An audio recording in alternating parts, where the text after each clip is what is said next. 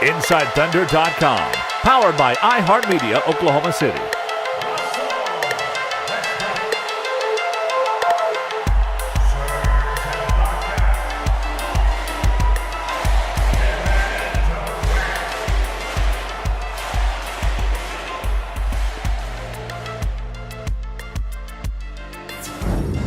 Hi, I'm Randy Renner at Chesapeake Energy Arena, where the sellout crowd here on Saturday night saw one of the more amazing, incredible, improbable games that has ever been played here. The Oklahoma City Thunder, who most people, including myself, gave them little to no chance to win, ended up dominating the Denver Nuggets for most of the game, and they ended up holding on at the end when the Nuggets finally made a run.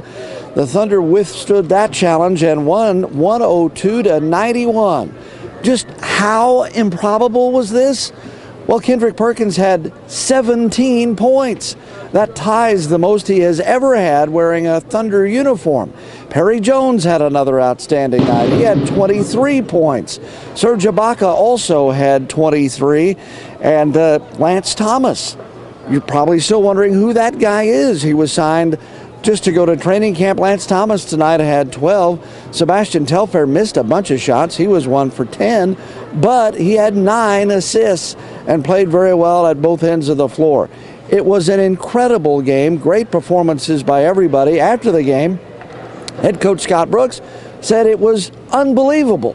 It was so amazing that the fans here in the arena gave the team a standing ovation at the end of the first quarter when they were ahead 29-17. Scotty said, "I've never seen anything like that before." In the locker room also, it was pretty amazing. We had a chance to talk with Sebastian Telfair and Nick Collison and Perry Jones. You guys have been around me long enough, and you know how I feel about an NBA season. This game was 1 of 82, but what we saw out there exemplifies who we are as an organization.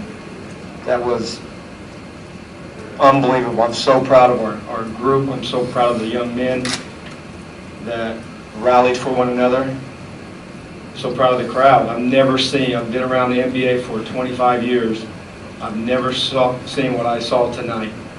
At the end of the first quarter, we were up 29-17, and we got a standing ovation. I thought the game was over at first. It kind of confused me there for a second. I've never seen that before. That was very cool, and we're so thankful to be playing here and proud to be a part of the community. But it was a team effort. Everybody chipped in. I mean, when you have 8 guys, it's a band of brothers of just rallying for one another and trying to figure it out. We got a little scary moments at the end, but we fought and made some big shots. I don't know if we relaxed on defense in the fourth quarter or we got a little tired on defense in the fourth quarter. I don't know the difference between those two, but I like the effort tonight. So I think everybody chipped in. You know, Sebastian, 9 assists, 1 turnover. Didn't make many shots, but he led us. He led us as the leader on that court, as the point guard. But everybody chipped in and played well. Coach, you got a big game out of Kendrick and this rest of those post players. Just how effective were they today throughout the game? Well, yeah, Perk was. He got low positions. He's been working. Give him a lot of credit. He works on his game, and he's still getting his conditioning down. He's been out all preseason, but he had 3 buckets in a row. And I think in the second half, he had 2 big buckets where we were struggling to find points, and he came through. I think his 2 buckets in a row, and they were big, and he made a great pass. But everybody just chipped in. Lance, 12 points, 8 rebounds. Nick made big plays. Just go down the line. All 8 guys played extremely hard and well for each other tonight. Scott, do you look at it and see some upside from all this mess, that some of these guys will have improved a great deal and Perry gets all this experience, so once you get the guys back, you could be better than ever? Well, we understand what's in front of us, and it's important that we just continue to build together and work together, and our guys will be back. Sam mentioned it. These injuries are temporary. There's no question. It's never a good thing, and it's never a good time for injuries, but they are. It's part of sports, and we understand that. We want to continue to improve as a group. We're not focused on wins and losses during each game, but we're focused on playing a good possession at a time. And these guys are gaining valuable experiences. There's a lot of them have never been in this situation where in this like we were tonight, up pretty good lead, late fourth quarter, the lead is going down. They still had to buckle down, plant their feet on the floor and lock up, and I thought they did, and that's a valuable experience for all of our guys. Nick Gallo, ThunderLive.com. Coach Andre gave you 8 points, 8 rebounds, 5 assists, 3 blocks. How has he made an impact on the game with his activity and his contributions? Well, he impacts the game as a utility player would in baseball. He does a little bit of everything. You can put him in different players, and if you focus on one thing that he doesn't do well, I think you're missing the point on him. He does so many good things for us, and he's only going to get better. He's a young man that works hard. He has a lot of pride in what he does. And so he's going to have nights where he's going to have, some points, some rebounds, some steals, some blocks. But he's going to also have a lot of contested shots that he's going to contest, and that's what he's good. He has the length, and he has the defensive mindset that he wants to get stops every time. So those are the things that we look at. And as this season continues to progress, and you're going to see improvement in his game. Coach Jeremy Griffin, InsideThunder.com. You watch a game like this, even for me, it's very inspiring to watch it. How big of an impact are those guys that are in the suits on the bench right now making and building that atmosphere with these guys?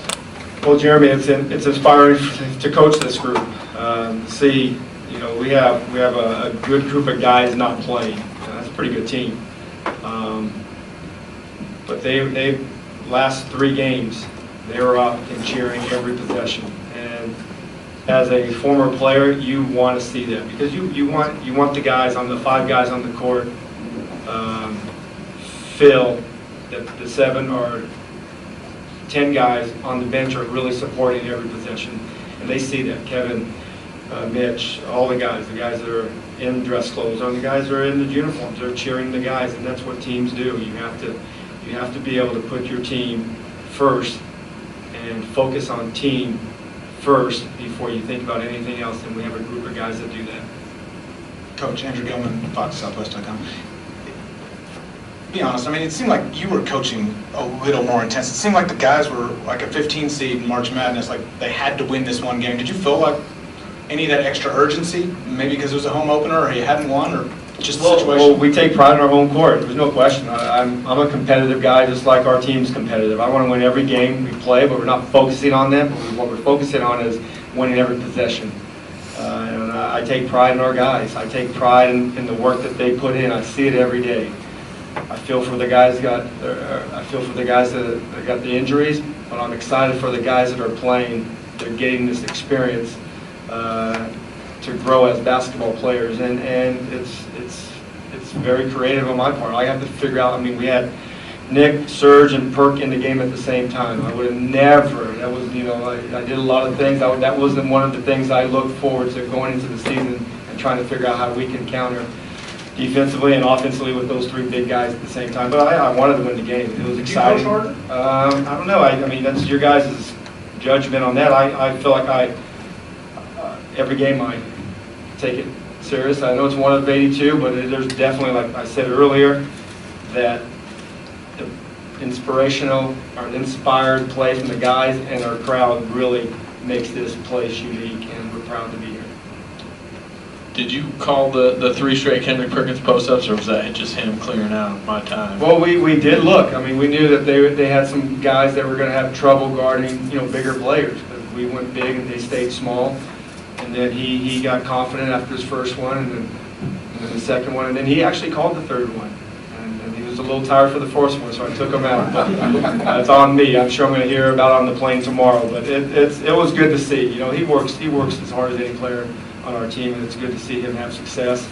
But talking to Perk and knowing Perk like you guys and I do, it's about winning ball games. He's the winner, and he's focused on winning games. It's nice for him to have points, but he might come back and get the 4 or 5 points. But as long as we compete and win and compete together, that's what he cares about. Yeah, Scott, I asked you in Portland about the underdog position that you guys are now in. Do Do you feel like your players are now embracing that? How much do you feel like that led to this inspired performance tonight?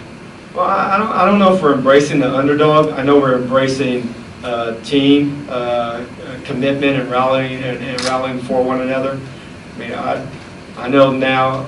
I mean, I was an underdog as a player. There's no question. I embraced that role. I loved it. I wanted to fight everybody I played against.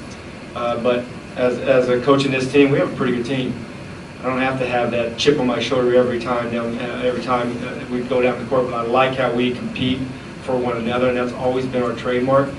It's unique now because we have some guys missing, but we play like this all the time. We've called our team. You know, it's not Nick Collison and Perk and all of our bigs doing the dirty work. We have to be a team full of dirty work players, and Kevin and Russell. They come back. They've done it in the past, and they're going to continue to be those type of players. They have to set screens. They have to move the ball, and they have to continue to play together when they come back. And they've done it for many years. So I don't think nothing changes on that. We got different players playing different roles. I think that's the thing that has changed. Scott, can you talk about the evolving game of Serge? Because if you think 2 years ago, he wouldn't be taking these threes, and he wouldn't be putting it on the floor like he is having to do now, and did successfully some tonight.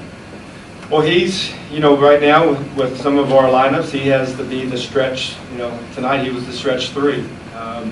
So he has to be able to space the floor and pick his spots where he's comfortable. And there are some spots on the floor that we've talked about, and I like him taking. And I believe in threes instead of long twos, and he's understanding that more and more. But I think as his game has evolved, he's able to hit those threes with comfort, and that's a big part of what we do. And I think he's only going to improve in that area. Sebastian, you got 8 guys, a lot of adversity this week. What did you all do to just kind of stay resilient today? Well, we at home, so we definitely was out there with more than 8 guys. We had our fans out there rooting us on. It was our home court. We went out there and did what Coach wanted us to do, and that's just play hard every possession. You all went with the zone defense for long stretches tonight. How did that help you guys? Oh, it slowed them down a little bit. Denver's one of them teams that likes to put a lot of shots up, get up and down the floor, kind of, make the game a little, easy for themselves, shooting threes. So we went to the zone, slow them down, take away a lot of their 3-point shots. You had 9 of the team's 24 assists. What were you trying to do just as a facilitator? Well, I'm a point guard, so, my thing is lead the team, get these guys open shots, get them in the right spot to make plays. What do you say about this team holding on in the fourth quarter like that? They made quite a run at you, held on, made a couple of big plays. But that's the thing in the NBA, you guys are always going to make runs, whether they're up or down. So, we hold our lead. They made a couple of threes. We stuck together, continued to play defense, and, got the win. You and Jones played more than any of the Nuggets players tonight. What gave you the extra energy to keep going at the level of intensity that you guys did? Our home court definitely helped us today. We was excited to get in front of our fans. They came in the building with a lot of energy and definitely helped us get the win. You guys have a pretty good confidence level. I mean, you guys played pretty well your last game and just didn't quite come up with it. You guys have a pretty good confidence level coming into this one based on that last game? Absolutely. Everyone on this team can play, from KD all the way down to the equipment manager. We all ready to, get the most out of the season. This team has always embraced playing collectively as a team, but you guys kind of have to up it a level. I mean, just talk about that and the way you guys have been able to play the last 2 games, and how much of a momentum is that going forward for you? Well, only having having a lot of guys out, coach is asking a lot of us, and we professionals, and we want the challenge, right? And on the road was a little difficult for us, only having 8 guys, but tonight we definitely pulled it through at home. Nick, Coach Brooks was pretty, you can tell, a little bit emotional after that one, said it was pretty inspiring. What was the feeling in here with you guys once you got back in after that win? Yeah, it was a great win for us. Obviously, we're down so many guys, but really proud of our team, how we played, and we're doing what I thought we needed to do, and that was just be real consistent on the defensive end. And we're getting back and making teams score over 5 guys. So far so good, and we just got to try to scrap and grind out as many of these wins we can get until we get our guys back. Did it feel like you were grinding it out there? Yeah, the game seemed long, man. We're trying to find a way to get offense. I think on the defensive end we feel pretty good, but the hardest part is we got strange lineups and we're just looking for ways to get good shots, and so far we've done a pretty good job, and it's, you know, we're going to have tough nights, I'm sure, but it's an encouraging start for us. How about the 3 straight post-ups in the first half? You had that like that. Yeah, it was great. I mean, he's capable of scoring in there, and I think we did a good job of getting him the ball low, or he did a good job of catching the ball low, so it was a much more simple play, and we just kept going back to it, and he made great plays. The coach talked about the standing ovation at the end of the first quarter. What did that feel like for you as a player? It was great. We got great fans, and they're smart fans. They realize it was a special quarter for us, and they know we're in a tough situation. So it was a lot of fun. It was you know, one of the more fun games I've had since I've been here. But we're gonna have to play this way a lot, so we're gonna have to get used to it, and hopefully we'll be able to get some more.